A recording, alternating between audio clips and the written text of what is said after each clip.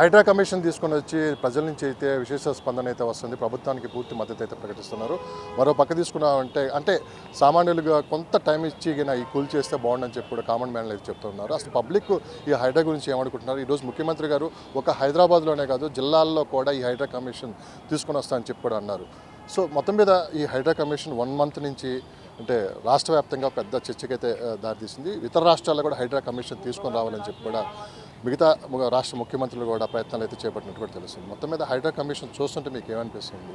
రాష్ట్ర ముఖ్యమంత్రి తీసుకున్నటువంటి నిర్ణయం సబబుగానే ఉంది, కానీ దాన్ని చాలా విజయవంతంగా దాన్ని అనేకమైనటువంటి అడ్డంకులు వస్తూ ఉంటాయి. పెద్దవాళ్ళు ఉంటారు, దీంట్లో చాలా చిన్నవాళ్ళు ఉంటారు. ఇద్దరిని మరి దాన్ని ఏ విధంగా విజయవంతంగా తీసుకెళ్తారనేది కొంచెం మరి చాలా సంక్లిష్టమైనటువంటి విషయం ఇది. నా దృష్టిలో రేవంత్ రెడ్డి గారు ఒక స్టాన్స్ తీసుకుంటే దాని మీద నిలబడేటువంటి మనిషిగా నాకున్న పరిచయం, నాతో కూడా శాసనమండలిలో కూడా ఆయన సహచరుడిగా ఉండటం కూడా జరిగింది. సో ఈ నిర్ణయం ఖచ్చితంగా అభినందనీయమే. ఏంటంటే హైదరాబాదులో వర్షాకాలంలో చూసినట్లయితే రోడ్లన్నీ కూడా మునిగిపోవటం, కాలనీలన్నీ కూడా జలమయం అయిపోవటం, జనం అందరూ కూడా హాహాకారాలు చేసేటువంటి పరిస్థితుల్లో ఉన్నటువంటి సమయంలో ఈ నిర్ణయం తీసుకుంటాం ఎంతైనా అభినందనీయమే అని చెప్పి నేను అంటాను. కానీ ఇదే పట్టు చివరి వరకు ఉండాలని కూడా నేను వారికి ప్రత్యేకంగా తెలియజేస్తూ ఉన్నాను. ఇవాళ చూశాను, ఖమ్మం వెళ్ళినప్పుడు కూడా ఈ విషయంలో కూడా ఆయన మాట్లాడినట్టుగా చూశాను నేను టెలివిజన్లో. మరి జిల్లా స్థాయిలో కూడా ఇప్పటి నుంచి అయినా కనీసం కను తెరిచి రాబోయేటువంటి రోజుల్లో మరి ఇటువంటి విపరీతమైనటువంటి వర్షాలు వచ్చినప్పుడు కానీ లేకపోతే వర్షాలు వచ్చిన పరిస్థితుల్లో ప్రజలు సురక్షితంగా ఉండాలనేటువంటి భావనతో కనుక ఈ చర్యలు చేపట్టినట్లయితే జిల్లా స్థాయిలో కూడా అది మంచి పని అని అనుకుంటా ఉన్నా. ముఖ్యంగా అసలు వారికి పర్మిషన్ ఇచ్చినప్పుడే ఇవన్నీ కూడా అడ్డంకులు పెట్టాలి. పర్మిషన్ ఇచ్చి రిటైర్ అయిపోయి వెళ్ళిపోయిన వాడు బాగుంటాడు. దీనిలో అనేక చేతులు మారుతూ ఉంటాయి. మున్సిపల్ కార్పొరేషన్లో కావచ్చు, లేకపోతే మున్సిపల్ స్థాయిలో ఉన్నటువంటి అనేకమైనటువంటి సిబ్బంది కానీ, చిన్న స్థాయిలో ఉన్నటువంటి వ్యక్తులు కానీ వారు ఇచ్చేటువంటి పర్మిషన్స్ అన్నీ కూడా అప్పటికి వారికి ఏదో లబ్ధి కోసం చేసి ఈ విధమైనటువంటి కారణానికి కారణభూతులు అవుతున్నారనేటువంటిది నా ప్రగాఢమైన విశ్వాసం. మరి ఖచ్చితంగా రేవంత్ రెడ్డి గారు ఇదే పట్టుదలతో ఇదే దీక్షతో కనుక చేసినట్లయితే ఇది ఒక ఐ ఓపెనర్. యావత్ భారతదేశంలో ఉన్నటువంటి ఇతర రాష్ట్రాలు కూడా మీరు చెప్పినట్లుగా ఖచ్చితంగా దీన్ని ఇప్పటి నుంచైనా చాలా చిత్తశుద్ధితో అంకితభావంతో చేసినట్లయితే మంచి ఫలితాలు వస్తాయి, ప్రజలకి సురక్షితంగా ఉంటారనే దాంట్లో ఏ విధమైనటువంటి సందేహం లేదు. రేవంత్ రెడ్డి గారు హైడ్రా కమిషనర్ గారు రంగనాథ్ గారు తీసుకొచ్చారు. ఒక సిన్సియర్ ఐపీఎస్ ఆఫీసర్ రంగంలో దిగితే ఏ విధంగా ఉంటుందో ఒకసారి చూస్తూనే ఉన్నారు. ఎవరు రాజకీయ ఒత్తిడికి లొంగకుండా తన పని తాను చేసుకుంటూ పోతున్నారు. సో దీని గురించి మీరు రంగనాథ్ గారు నాకు చాలా పర్సనల్గా కూడా తెలుసున్నటువంటి వ్యక్తే. అంటే రాష్ట్రం సమైక్యంగా ఉన్నప్పుడు తూర్పుగోదావరి జిల్లాలో ఆయన ఎడిషనల్ ఎస్పీగా కూడా పనిచేయడం జరిగింది, అడ్మిన్ ఎస్పీగా పనిచేయడం జరిగింది. కానీ చిత్తశుద్ధితో అంకితభావంతో పనిచేసేటువంటి వ్యక్తి రంగనాథ్ నా దృష్టిలో. ఆయనకి ఈ చైర్మన్గా పెట్టడం అనేటువంటిది అది చాలా మంచి నిర్ణయంగా నేను భావిస్తూ ఉన్నా. అటువంటి వ్యక్తులు కనుక మరి చేతులు కనుక ఇటువంటి హైడ్రా కనుక ఉన్నట్లయితే ఎవరికీ భయపడకుండా రూల్స్ని పాటిస్తూ రాష్ట్రానికి, ప్రజలకి, అందరికీ కూడా మంచి పేరు తీసుకొచ్చే విధంగా చేస్తాడంట్లో ఏ విధమైనటువంటి అనుమానం లేదు, సంశయం కూడా లేదనేటువంటిది నా భావన. ఖచ్చితంగా విజయవంతంగా రంగనాథ్ గారు దీన్ని చేయగలరని భావిస్తాం. సో గతంలో చాలామంది ముఖ్యమంత్రులు లాంటి కమిషన్లు తీసుకొని వచ్చినా కానీ పెద్దగా అడపాదడపా కనిపించింది, కానీ ఇంత సీరియస్గా యాక్షన్లోకి అయితే ఎవరు రాలేదు. సో ముఖ్యమంత్రి గారి మీద కూడా తీవ్రమైన ఒత్తిళ్ళు ఉన్నాయి.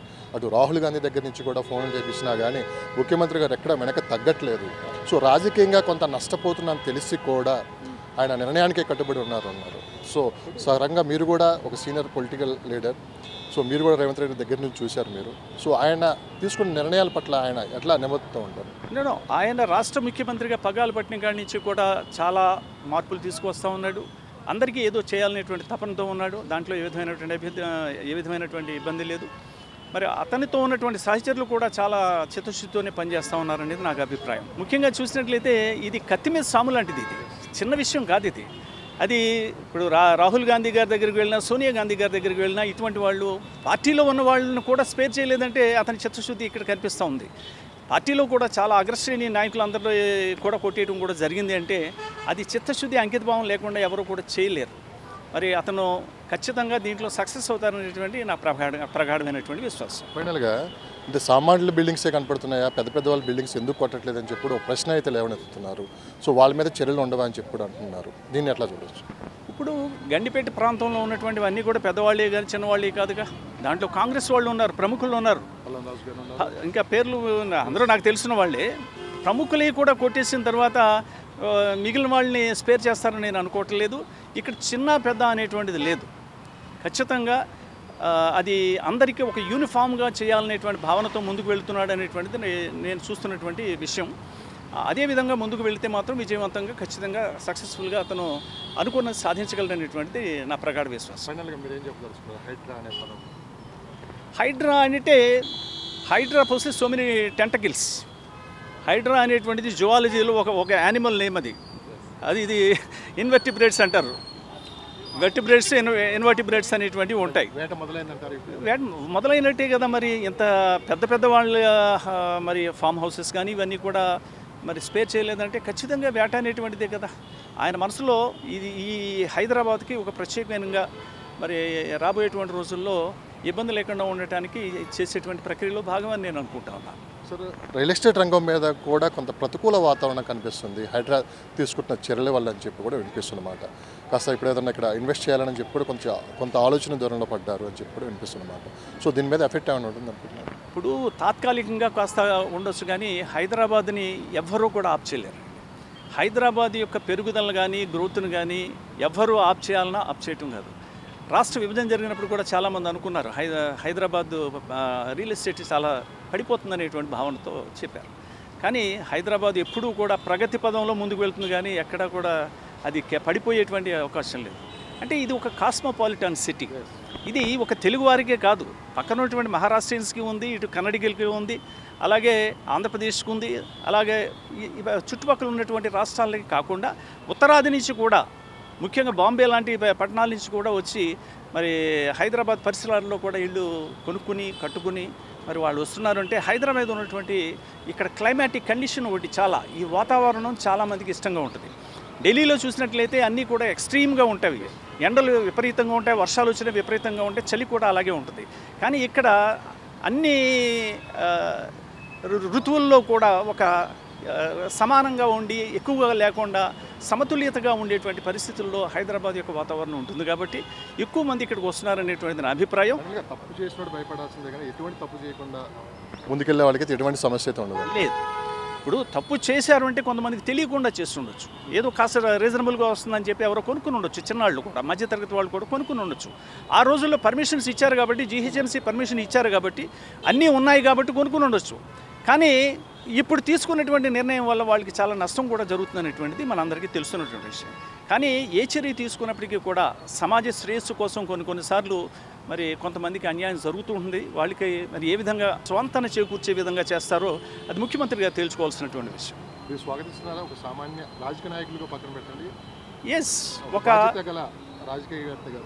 ఒక బాధ్యత కలిగినటువంటి ఒక పౌరుడిగా నేను పార్టీలకు అతీతంగానే మాట్లాడాను. యాక్చువల్గానే పార్టీలకు అతీతంగా మాట్లాడిన విషయాలన్నీ కూడా ఖచ్చితంగా హైదరాబాదులో మరి అనేక సంవత్సరాల నుంచి చూస్తూ ఉన్నాం. మేము చూస్తూ ఉండేవాళ్ళు పంజాగుట్ట నుంచి అమీర్పేట వెళ్ళాలంటే ఇప్పుడు ఆ రోజుల్లో అసలు ఫ్లడ్ అంటే ఒక వరదగా పారేది. దాన్ని కాలక్రమేణా కాస్త పురోగభివృద్ధి చెందిన తర్వాత దాన్ని కొంచెం రెక్టిఫై చేయడం జరిగింది. అయినా ఇప్పటికీ కూడా ఇక్కడ కాలనీస్లో కూడా విపరీతంగా ఈ డ్రైన్స్ పొంగటం కానీ ఇవి కానీ జరుగుతూ ఉన్నాయి. వీటిలన్నిటికీ కూడా ఖచ్చితంగా ఈ రాష్ట్ర ప్రభుత్వం జీహెచ్ఎంసీ కూడా శ్రద్ధ వహించకపోతే హైదరాబాద్కు ఉన్నటువంటి ఆ బ్రాండ్ ఇమేజ్ ఖచ్చితంగా కొంత ఇమేజ్ దెబ్బతింటడంలో సమస్య లేదు. అలాగే ఇప్పుడు హైదరాబాద్ చూసినట్లయితే ఈ విస్తరించేటువంటి తీరు చూసినట్లయితే యావత్ భారతదేశంలోనే హైదరాబాద్ చాలా త్వరితగతిన ముందుకు వెళ్తున్నట్టుగా మనం చూస్తూ ఉన్నాం. ఇక్కడ వచ్చేటువంటి అనేకమైనటువంటి ఐటీ పరిశ్రమలు కావచ్చు, ఇతర పరిశ్రమలు కూడా వస్తున్నాయంటే కారణం ఏంటంటే ఇక్కడ ఉన్నటువంటి అనుకూలమైనటువంటి ప్రభుత్వాలు కూడా సహకరించేటువంటి తీరు కూడా దీనికి కారణం అని చెప్పి నేను భావిస్తాను.